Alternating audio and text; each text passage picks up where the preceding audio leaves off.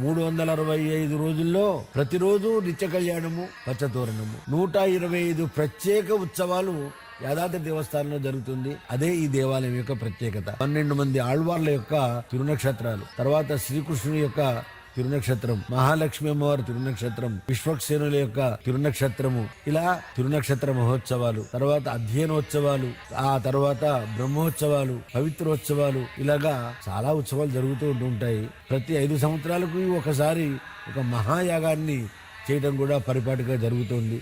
పుష్పార్చనలు, కుంకుమార్చనలు ఇలాగా అప్పుడప్పుడు విశేషాలుగా జరుగుతూ ఉంటుంటాయి. భక్తులందరూ కూడా పాల్గొంటూ ఉంటుంటారు. మహావైభవంగా శాస్త్ర ప్రకారము జరుగుతూ ఉంటుంది. ప్రతి నిత్యము కూడా వేద పారాయణాలు, ప్రబంధ పారాయణాలు జరుగుతూ ఉంటాయి. ఈ క్షేత్ర వైభవానికి ప్రబంధ పారాయణాలు, వేద పారాయణాలు, మూలమంత్ర జపాలు, మూర్తిమంత్ర జపాలే అని మేము విశ్వసిస్తున్నాము.